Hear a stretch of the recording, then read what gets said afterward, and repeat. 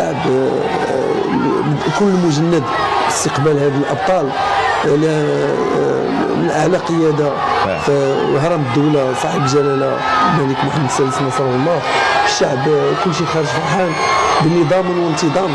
اذا هذا منظر غادي يتابعوه جميع القنوات العربيه والعالميه وغادي تكون مفخره لنا. السي خليل، شي حوايج داو لي اول مره كتشوفهم. شفنا لي اول مره اللاعبين كلهم كاع الثقافات ديالهم وهذا كيجيو كلهم كيشجروا لا من يركوا لا من يكسروا. نعم. شفنا اللعابه كيفاش مع الوالدين ديالهم والوالدات ديالهم كيبوسوا لهم الرؤوس ديالهم وفرحانين بهم كيفاش جاوا معاهم. شفنا هذا التلاحم وهذا الشيء بواحد الصوره وبواحد الغبطه وبواحد السرور وبواحد الفرحه ما يمكنش تصور. فهذا تجاوب كبير وكاين اشياء اليوم اللي كتزيد تخلينا نكونوا فخورين بالانتماء ديالنا كمغاربه. نعم. نترك مشاهدينا الاوفياء من اجل الاستمتاع بهذه الصور، من اجل الاستمتاع بهذه اللحظات صوتا وصورا.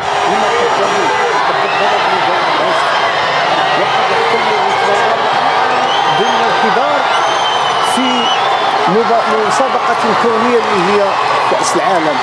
هذا حفل رائع تلقائي نتابع فيه ما يقوم به الأمنيون وما يقوم به المنظمون وما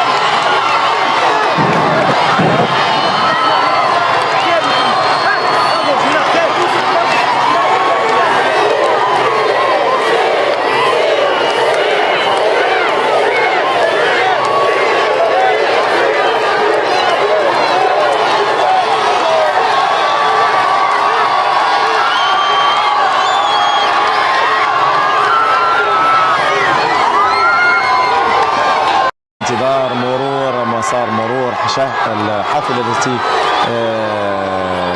تقل المنتخب الوطني المغربي.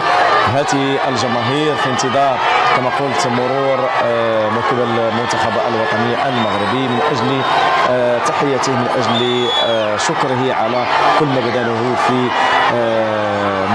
مونديال قطر 2022. نحن دائما بمتابعه مباشره من مختلف النقاط التي تمر منها حافله المنتخب الوطني. اذكر انتهاء ب أو وصولا إلى القصر الملكي العامر كما قلنا سوف يحظى أعضاء المنتخب الوطني باستقبال ملكي سام احتفاء وتقديرا بهذا الإنجاز التاريخي العظيم.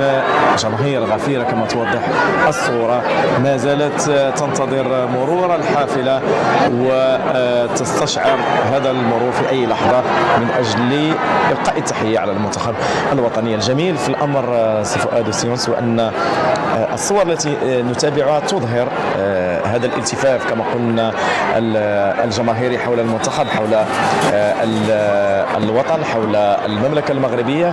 ونحن نتابع من عاصمة الأنوار، العاصمة الرباط، بهذه الإنجازات الكبيرة، بهذه الصور الحضارية للجماهير، وأيضا بالبنيات التحتية الكبيرة التي نعاينها من خلال مرور الموكب ومن خلال مرور شاحنة أو حافلة المنتخب الوطني. حركة السير فقط توقفت، ولكن نحن نجوب الشوارع ونشوفوا على أنها تزينت بألوان الحمراء والخضراء، وكتشوف أن كما نقولوا الطراجي ديال الترام، وأن مدينة الرباط وسالا ولات تربطها هذاك التراموي، وهو اللي كيحافظ على البيئة وكما كيقولوا كيقل من لي زيميسيون سي او 2.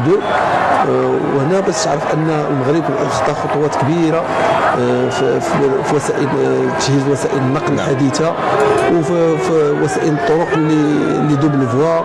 واذا على جميع الاصعده كاين تطور، نعم. تطور كبير. السي خالد نيل شرف السفر والتجوال بمجموعه من العواصم.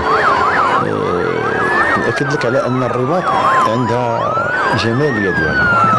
الرباط مدينه جميله بالناس ديالها هادئين مربيين اداريين وبالجو ديالها وحتى بالانتوراج ديالها بالشعر وبالغابات. واليوم هذه المدينه الجميله زاد تزينت بالجماهير العاشقه لمصطفى في الطرقات، وزاد تزينت بهذا الحضور الجميل ديال اللاعبين المنتخب المغربي اللي بلاو البلاء الحسن وزادوها رونقا وجمالا وروعه. واكيد على اننا هذه الصور كما قلتي مشاعر ديال الطائره، لا الطائره ولا الحافله ولا الجماهير غتبقى خالده في الذكر ديالنا وغتكون كمرجع لينا في مجموعه من المناسبات باش تذكرنا بهذه اللحظات الجميله اللي عشناها وحنا هنايا مقشعرين. فما بالك لو كنا وسط هذا لافوت حتى حنا كنضحكوا وكنشطوا. وداك الشيء علاش قلت لك حنا كنسموا بين الفينا والحضره كنقولوا شي كلمات من اجل شويه لايراسيون ديال البرنامج ونضحكوا لان حنا في القمه ديال السعاده ديالنا الحمد لله. اكيد نحن في قمه السعاده كما هو الشان بالنسبه لهذه الجماهير التي تلتقط صور للذكرى، صور مرور حافله المنتخب الوطني، ربما تلتقط العدسات، فرحه متبادله بين هذه الجماهير وايضا بين عناصر المنتخب الوطني المغربي التي تلوح بالعلم الوطني افتخارا بالانجاز الكبير الذي حققه. تفضل سي يوسف. وحنا نرى الحافله اللي انتقل اللاعبين ديال المنتخب الوطني يكفي افتخار ان ليكيب تيب ديال لا كوب دي موند فيها تقريبا 3 لاعبين، فيها حسن ظاهر، ايمن حكيمي، غانم سايس وسفيان مرابط. كاين دوطر سيت اللي داروا دوطر جوار عاوتاني ياسين بونو باقي كنتسناو ديال الفيفا ديال الفيفا خرج ديال الفيفا. انا باقي ما شفتش ديال الفيفا مازال ما ديفوالاش، ولكن دابا كاين ماركا اسبانيا وليكيب فرنسا فيها 3 لاعبين مغاربه وهذا مدعاة للفخر والدول العالميه. هو كاين واحد العدد ديال اللاعبين اللي هما مطالبين في انديه كبيره، منهم بونو، منهم اوناحي، منهم برافات، زياش الانديه اللي كتقلب عليه. انا اعتقد على انه اللاعبين المغربيين مور هذا كاس العالم وهذا اللي جبت لك هاد الناس وهاد اللعابه كاع الاطياف ديالهم والفوارق اللي عايشين برا عطاهم المنتخب كل ما يمكن المنتخب حتى المنتخب رشح لهم. علاش دابا لان مثلا حكيم زياش اللي كان واش دابا حكيم مبعد من طرف الفريق ديالو والمدرب ديالو دابا حكيم زياش ولكن واش دابا كتلقى لاعب بحال حكيم صور في باريس سان جيرمان، ولكن ملي كيجي هنا راه لعب بالبليسيور وكيموت ويتقاتل. تقول هذا كنقولوا حنا بالدراري يسمع عليه ما يكسب ما يعلم كيتقاتل كيموت. علاش؟ على الرايه ديالو. وهو واحد العدد اللعابه اللي ما حسيناش بشي لاعب مغربي رغم هذوك اللي يدخلوا ما توفقوش في اشواط قويه في ايقاع قوي، ما حسيناش بانهم هما ربما تقنيا ما توفقوش يديروا تمريرات جيده ولا كذا، ولكن بدنيا جراو وعرفوا ماتوا وتقاتلوا وغلب الله الكل بالقميص ديالو. هنيئا لنا بهذا الحافله الشرف الداري